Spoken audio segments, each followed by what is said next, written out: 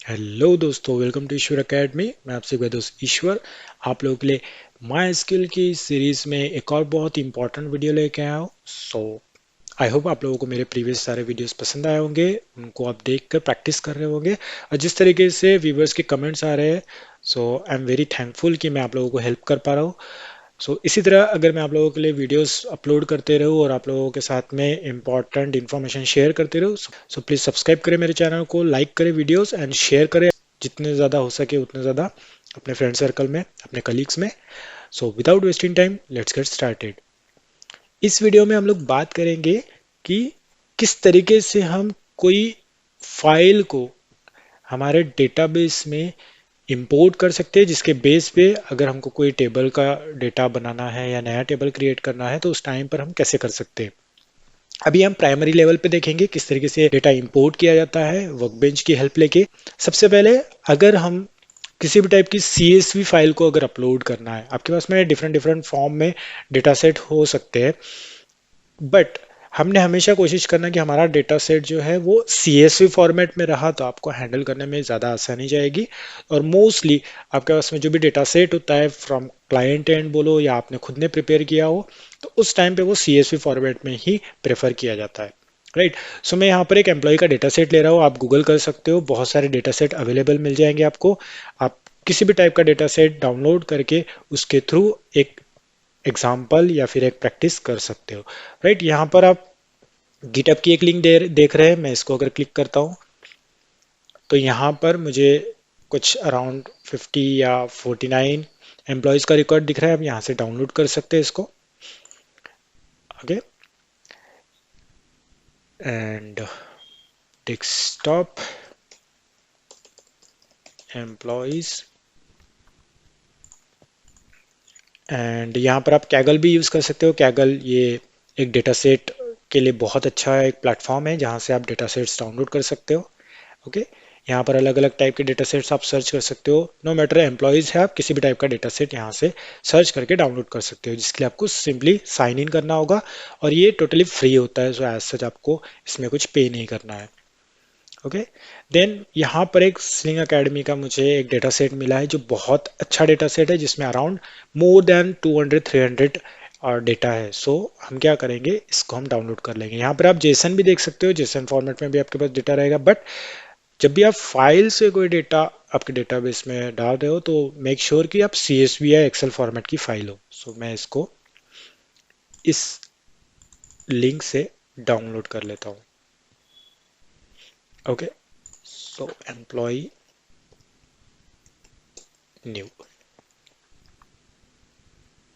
अब हमारे पास में डेटा सेट्स तो हो गए, लेकिन अब डेटा सेट्स के बाद में हमको हमारा डेटा हमारे डेटाबेस में इंपोर्ट करना है, वो देखना है कि हम कैसे कर सकते हैं। ओके।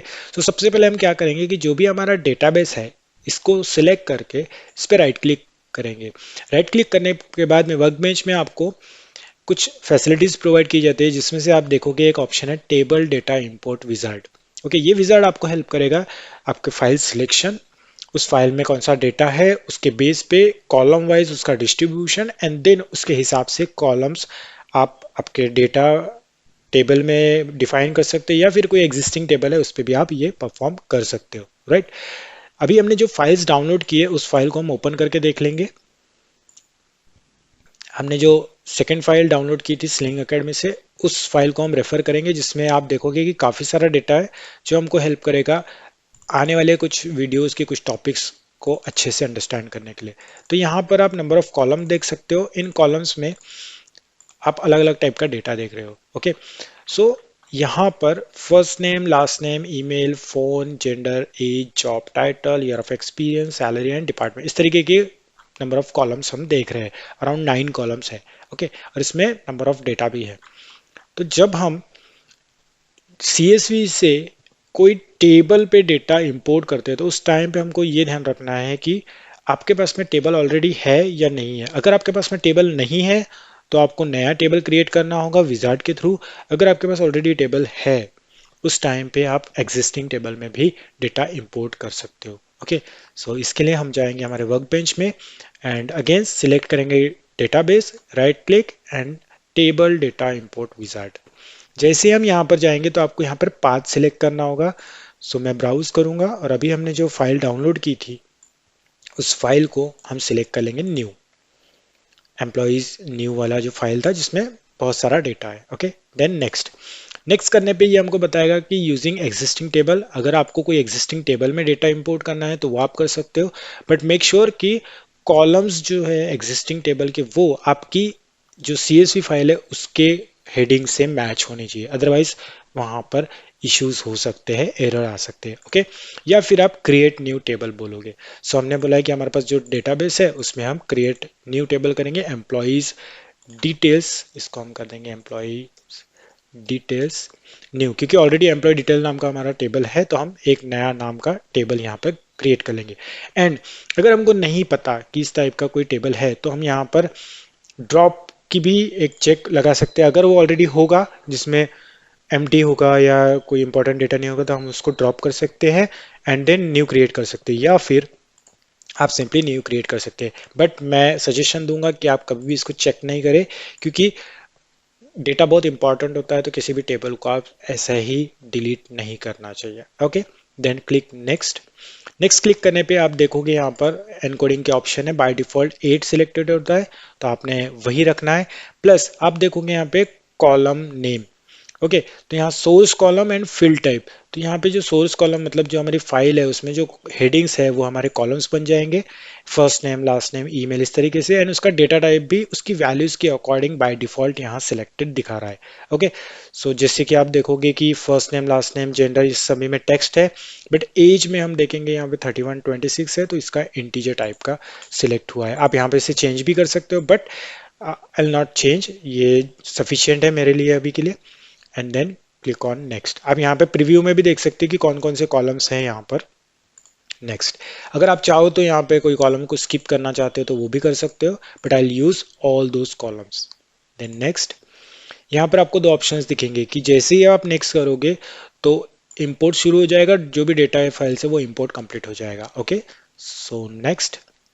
सो ये प्रोसेस स्टार्ट हो चुका है एंड बाय दिस वे हम क्या कर सकते हैं, हमारा जो डेटा है एक फाइल से इंपोर्ट कर सकते हैं। तो आप देखोगे कि यहाँ पर इस पर्टिकुलर फाइल से इतने सेकेंड्स में इतने रिकॉर्ड्स इंपोर्ट हो चुके हैं और किस टेबल में हुए तो उसका नाम भी यहाँ आप देख सकते हो। Let's finish.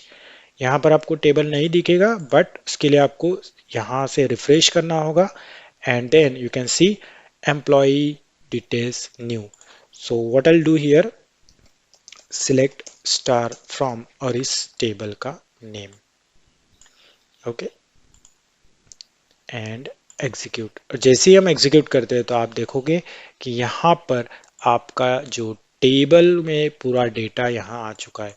जो कॉलम्स हमने वहाँ पे डिफाइन किए थे वही कॉलम्स यहाँ पर दिख रहे हैं आपको CSV फाइल के, एंड उसी के हिसाब से आप रिकॉर्ड देख सकते हो। और अगर मैं चाहूँ तो काउंट देखना है, सो काउंट एंड एग्जीक्यूट, तो अराउंड 320 रिकॉर्ड्स यहाँ पर है जो हमने इंपोर्ट के टाइम पे मैसेज में देखा था कि 320 रिकॉर्ड्स इंपोर्टेड। ओके, सो ये एक तरीका है जिस तरीके से हम लोग हमारे डेटाबेस में अगर कोई टेबल में नए टेबल में डेटा अगर हमको इंपोर्ट करना है तो। नेक्स्ट हम देखेंगे कि एग्जिस्टिंग टेबल में जो दूसरा ऑप्शन था वो कैसे कर सकते हैं। उसके लिए हमारा ये जो टेबल है हम इसको ट्रंक कर देंगे। सो ट्रंकेट टेबल और इस टेबल का नाम हमने देखा है। ट्रंकेट कमांड ये क्या करती है कि टेबल को टोटली एम्प्टी करती है। आप डिलीट भी यूज कर सकते हो बट आई यूज ट्रंकेट, जो उसका पर्पस है वही करने के लिए। एंड अगर अगर इसको मैं एग्जीक्यूट करता हूँ so you can see 0 count. Okay, so इस टेबल में अभी किसी भी टाइप का रिकॉर्ड नहीं है। Now what I will do, I will go again and इस ऑप्शन पे हम क्लिक करेंगे। सेम फाइल जो हमने सिलेक्ट की थी वो यहाँ पे पाथ दिखा रहा है इसलिए आई will not change it. Click on next and इस टाइम पर हम क्रिएट न्यू टेबल ना यूज करके क्रिएट एग्जिस्टिंग टेबल का ऑप्शन सिलेक्ट करेंगे एंड देन ड्रॉप डाउन से जाके हमारा जो टारगेट टेबल है उस टेबल को सिलेक्ट करेंगे। देन यहाँ पर आप देख सकते हो ट्रंकेट का ऑप्शन यहाँ पे भी दिया है बिफोर इंपोर्टिंग, बट मैंने सेफ्टी साइड से अपने साइड से ही उसको ट्रंक कर लिया है। Okay, and then next again same आप देख सकते हो source column and destination column. Source मतलब जो हमारी फाइल है वो, एंड डेस्टिनेशन मतलब हमारा टेबल। तो आप यहाँ पर सिलेक्शन भी कर सकते हो कि आपको इस कॉलम का डेटा किस कॉलम में एंटर करना है। So this will be your choice, it's not mandatory कि आप इसी तरीके से करो, बट जरूरी नहीं है कि यही नाम का हमारा कॉलम होगा। तो उस टाइम पे हम यहाँ पे कॉलम्स के नेम भी सिलेक्ट करके पर्टिकुलर कॉलम का डेटा पर्टिकुलर कॉलम में सोर्स से डेस्टिनेशन में इंपोर्ट कर सकते हैं। देन मैं यहाँ कोई चेंजेस नहीं करूंगा एंड क्रॉस वेरीफाई कर लेंगे कि सारे सही है and next. Then again click on next, import शुरू हो चुका है एंड उस बेस पे अब हमारा डेटा जो है कंप्लीट हो चुका है इंपोर्ट होना। And again 320 records imported, finish.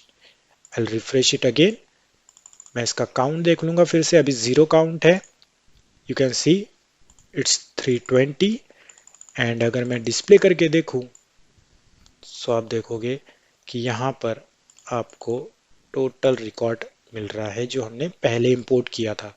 So this way हम एग्जिस्टिंग टेबल में प्लस अगर नया टेबल क्रिएट करके उसमें इंपोर्ट करना है डेटा एक पर्टिकुलर CSV फाइल से एक्सटर्नल सोर्स से, तो वो हम कैसे कर सकते हैं with the help of MySQL workbench. ये आपको समझ में आएगा। सो प्लीज प्रैक्टिस करें, इस तरीके की चीजें बहुत कॉमनली कंपनीज में आपको डे टू डे लाइफ में करनी होती है जब आप पर्टिकुलर प्रोजेक्ट पे वर्क करते हैं, ठीक है।